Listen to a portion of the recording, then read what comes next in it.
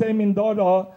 Ang susunod natin papakilala ang kapitan ng bangka, si Mr. Junel Insigne.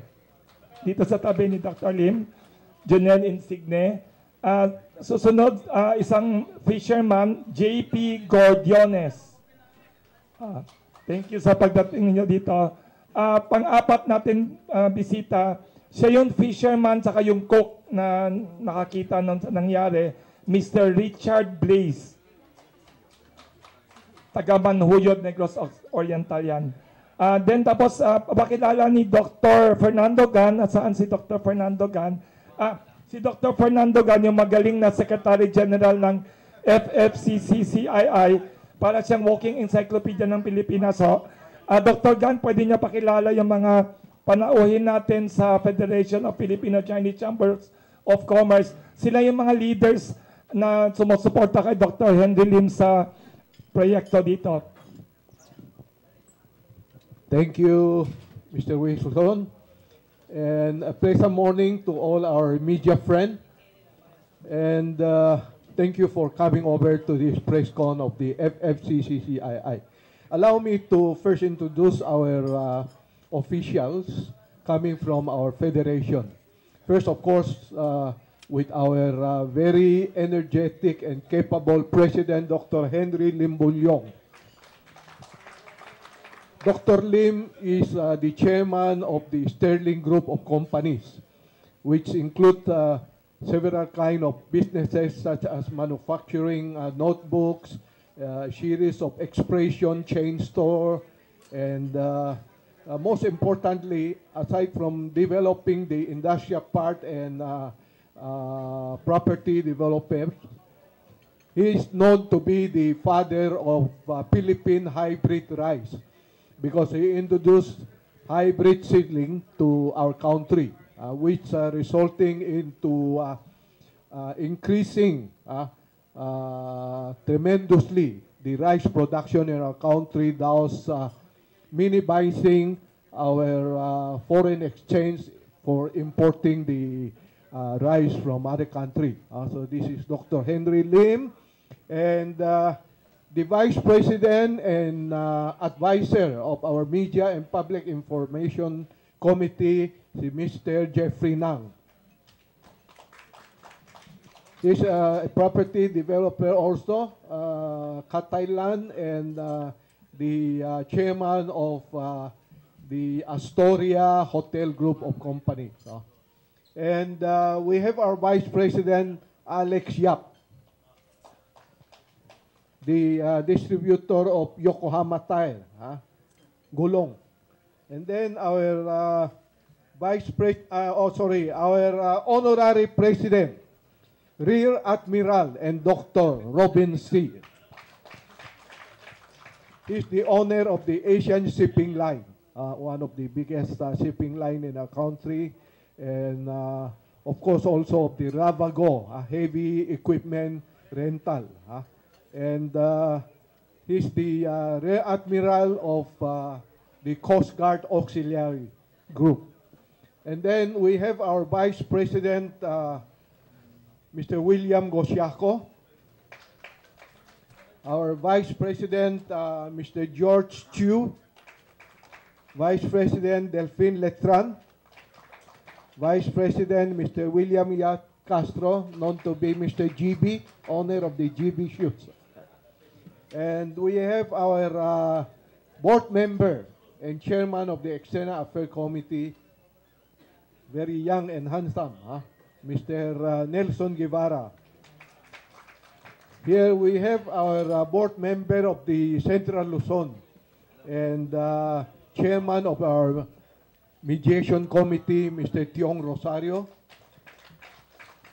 And our board member of the Southwestern Luzon region, and chairman of the newly organized committee by our president, the One Belt, One Road Committee, Mr. George Chua Cham. And of course, we have also our Chairman of the Welfare Committee, Mr. Bonifacio Lui. The Welfare Committee is in charge of the Federation Pilot Barrio School Project. We are donating Barrio School to our public school throughout the country, from the north, farther north, until the farther south. Until today, we have turned over 5,750 Barrio School to our government. And we have the co-chairman of the Welfare Committee, Mr. Robert Ko Tian Ang. Like this event today is also under Welfare Committee. And we have some vice chair from our Media and Public Information Committee. We have Madam Wan Cheng Dabet, Dr. Lily Lim, and we have Calixto C. These are the vice chair. And of course today, the event is made possible through the great assistance of our Mindoro chapter. So would like to acknowledge the presence of our officers from the Mindoro Filipino-Chinese Chambers of Commerce that accompanied our owner of the boat and fisherman to this event. We have Mr. Si Kim Sia, the past president of the chamber, and we have also Mr. Harry Gilbert Chua, who is also a city councilor of the city of San Jose, Mindoro, over there. And of course, our member of the, council representative of the Media Committee, Mr. Hubert Chua, who is also a vice president of the Anvil organization. Anybody else? Ulo? And of course, our chairman of the Media and Public Information Committee, Mr. Wilson Lee Flores, a very popular columnist who writes in the Star, and he is also a quorum in the Filipino Star Ngayon in Tagalog, a very popular one. So give him another round of applause, please. Thank you. So I'm Fernando Gan, the Secretary General of the FFCCCII. Thank you and good morning. Thank you very much to the very able Dr. Fernando Gan for the introductions and for the support. Now, mag-umpisa na tayo sa press conference. We will start first by inviting Dr. Henry Lim Bonlyong to say, to speak today. Anong purpose ng event and what this is all about. We invited 4 fishermen. So Dr. Henry Lim Bonlyong, our host, will like to say something. Dr. Henry Lim Bonlyong, President of the FFCCCII.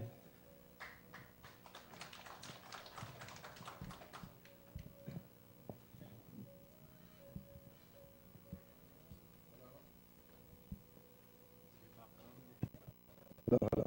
Salamat, Wilson. And then salamat din sa mga nakapunta dito. Pleasant good morning to everybody, kahit na bumakyo yata sa labas.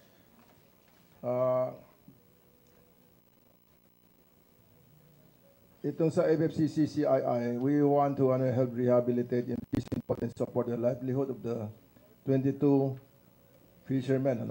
So this will be the formal statement. I'll read this one in English muna and then Tagalog later on. English for our foreign correspondent who might be here.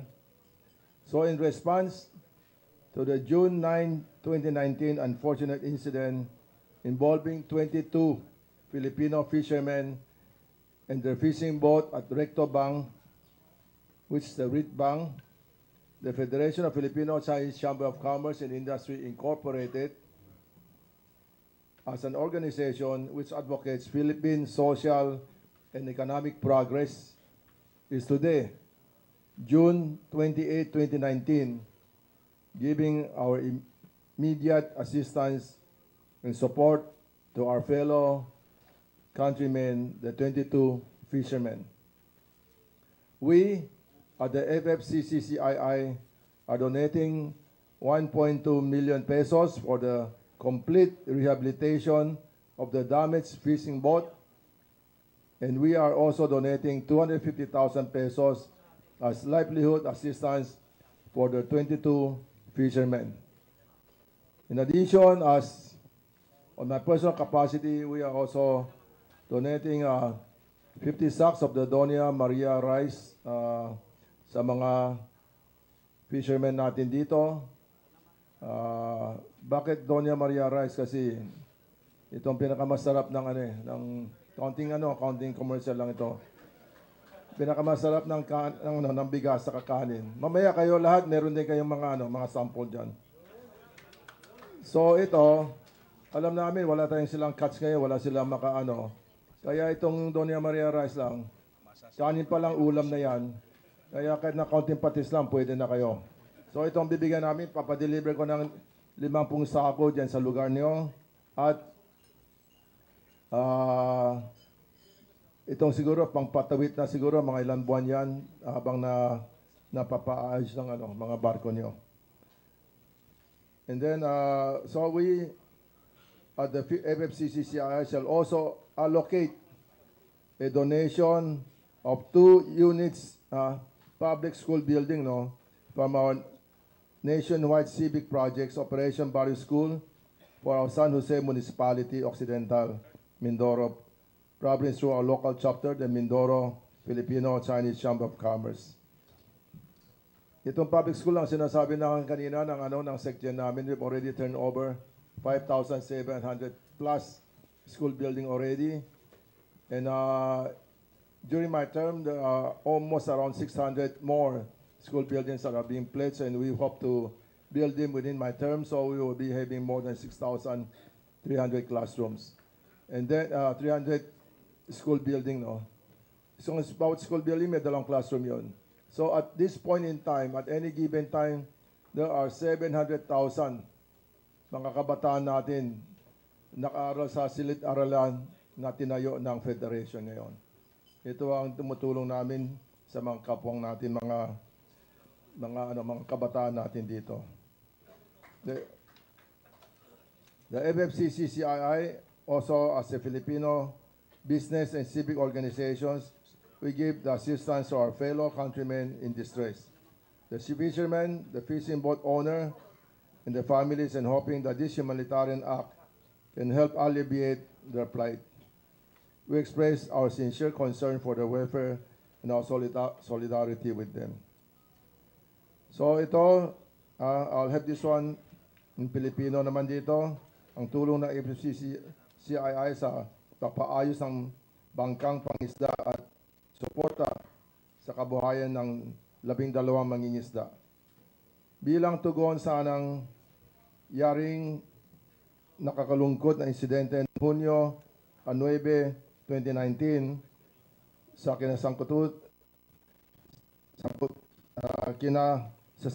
ng 22 Pilipino mangisda ng kanilang bangkang pangisda sa Recto Bank, ang Federation of Filipino-Chinese Chamber of Commerce and Industry, FFCCCII, bilang isang organisasyon na muslong sa kaunlaran, panglipunan at pang-ekonomiya ng Pilipinas, ay ngayon sa Hunyo 28 o 28, 2019 ay magbibigay na kaagad ng suporta sa ating mga 22 kababayan mangingisda. Kami sa FFCCCII ay magbibigay ng 1,200,000 piso para sa kompletong rehabilitasyon sa kanilang sirang bangkang pangisda, at bibigay na kami ng donasyon ng 250,000 pesos bilang tulong sa kabuhayan para sa 12 mangingisda.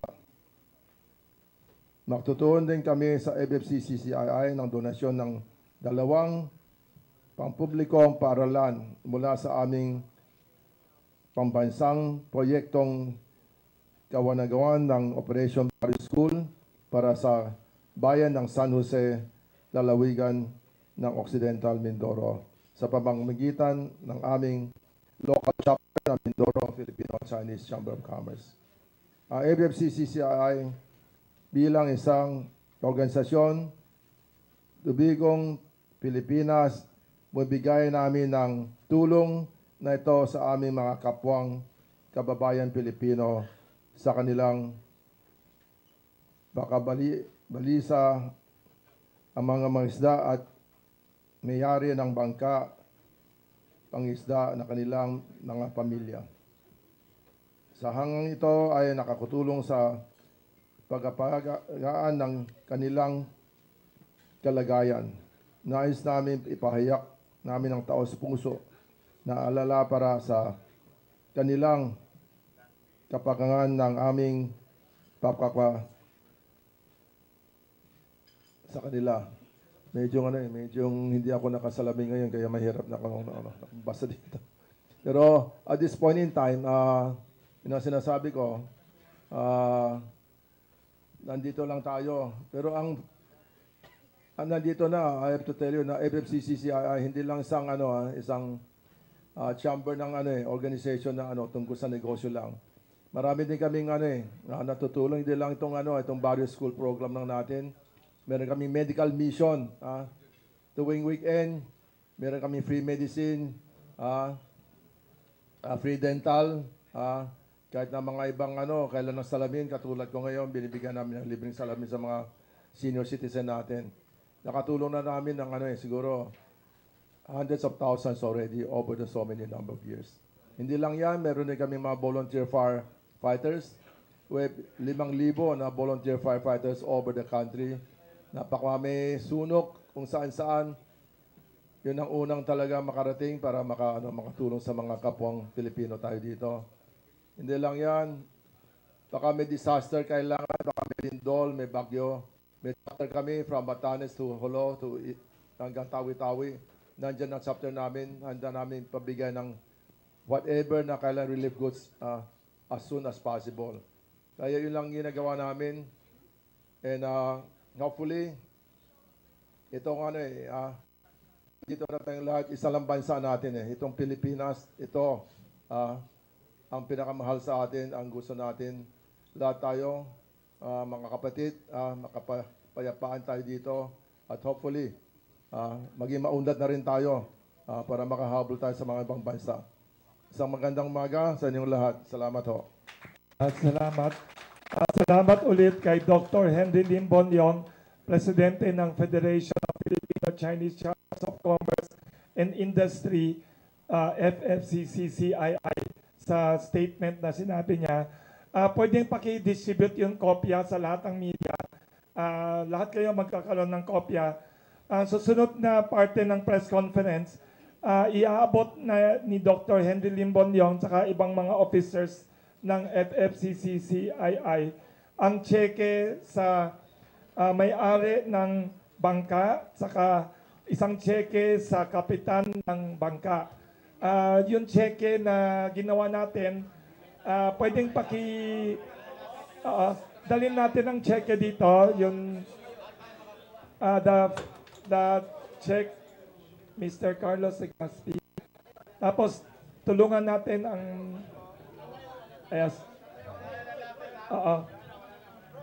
ang may-ari ng barko pwede maimbita yung mga vice president, honorary president, mga vice president saka officer.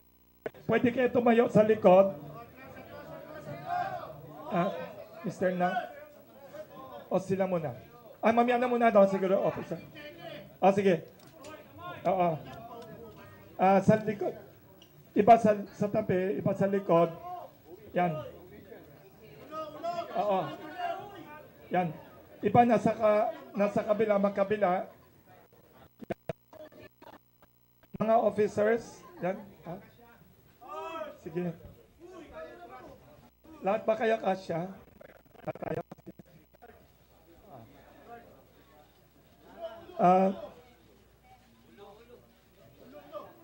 Ito tulong ng Federation of Filipino-Chinese Chambers of Commerce para ma-rehabilitate yung buong bangka nila sa pinakamabilis na panahon. Para yun hanap buhay ng mga mangingisda natin matuloy. Kaya tulong ito ng Federation. Yung mga media pwede mag-settle down naman po, nakakahiya. Huwag tayo masyadong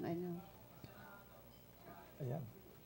Picture taking and tapos susunod, wag pa umalis sa mga officer, may pangalawang cheque tayo. Kung tapos na yan, may pangalawang cheque tayo. Sa kapitan ng bangka, si Mr. Junel Insigne, representing yung 22 fishermen sa Recto Bank. Yes. Look at the camera, tingin kayo sa camera. Tulong ito sa kabuhayan nila habang naghihintay sila, inaayos pa ang bangka nila. Tapos may isang sakong bigas. Sa Mindoro. Saan yung officer ng Mindoro? Yun isang sakong bigas. At saka yung officer ng Mindoro, dalawa. Yung mag-giveaway din Nasaan sa mga sila? taga-TV. Si Mr. Chua Cham. Isang sakong bigas naman, iaabot natin. Ingat tayo. Bawat mangingisda, mamibigyan ng bigas, papadala sa Mindoro. Yes. Mr. Chua. Yan.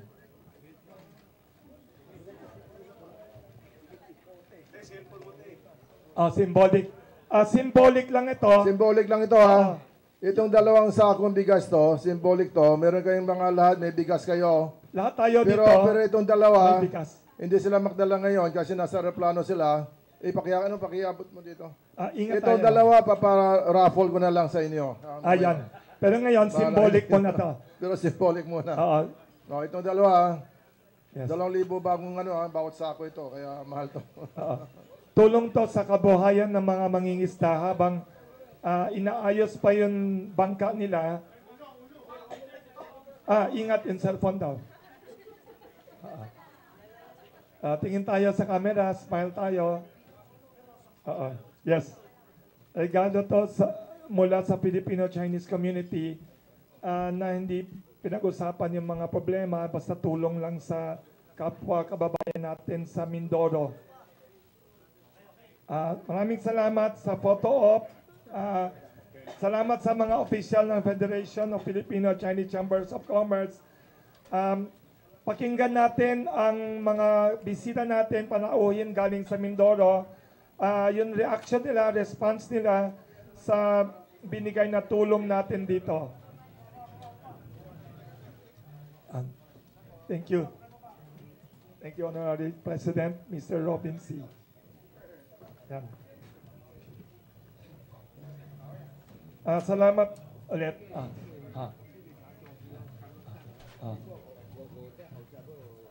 Okay.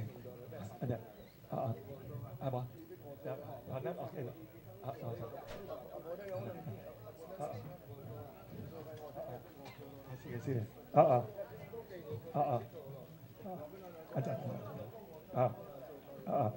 So, now, we will go to the next part ng press conference. Imbitahin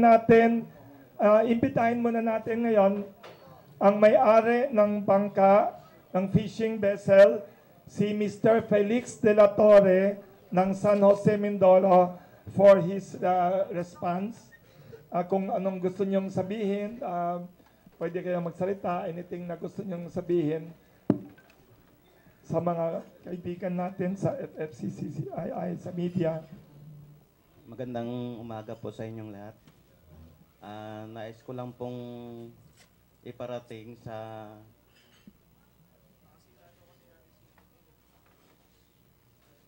ating pong sa Filipino-Chinese community sa pamamagitan ng inyong Federation of Chinese Chambers of Commerce and Industry. Ang unahan po ni Presidente Henry Lim Bon Leong sa inyong iba pang mga opisyal at mga kawani. Gusto ko rin pong magpasalamat sa inyong mabuting local chapter, ang Mindoro Filipino Chinese Chamber of Commerce. Sa panahon po ng krisis natin, malalaman kung sino ang ating mga tunay na kaibigan. Ang inyong napapanahon at walang pasubaling tulong ay ganap na mapapaayos na rin ang aming nasirang bangka. Ang inyong tulong ay nagbibigay sa amin ng bagong pag-asa.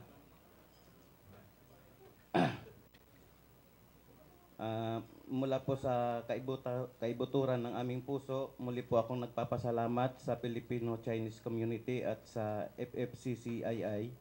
Pagpalain po lalo kayo ng Diyos. Salamat po. Thank you very much kay Mr. Felix de la Torre.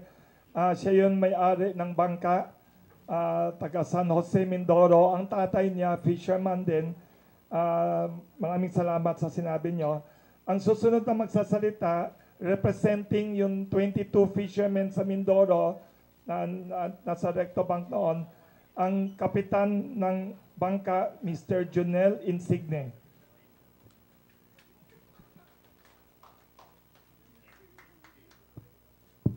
Magandang umaga po sa lahat. Ako po si Junel Insigne, kapitan ng bangkang FB Chamber 1. Kaming 22 mangingisda ay nagpapasalamat sa FFCCII para sa inyong tulong sa amin at sa aming mga pamilya. Ang krisis na ito ay talagang nakakaapekto sa aming pang-araw-araw na kabuhayan at sa aming kinabukasan. Kaya nagpapasalamat po ako sa Filipino-Chinese community sa pamamagitan ng pagkabukas palad ng FFCCII. Ang pag-aayos ng aming bangka ay baka tumagal po ng 4 na buwan, kaya ang inyong tulong sa kabuhayan para sa aming 22 mangingisda ay malaking bagay na sa aming mga pamilya. Nag-uumpisa po ako ng mangisda noong 11 years old po ako pa lamang sa aking yumaong tatay.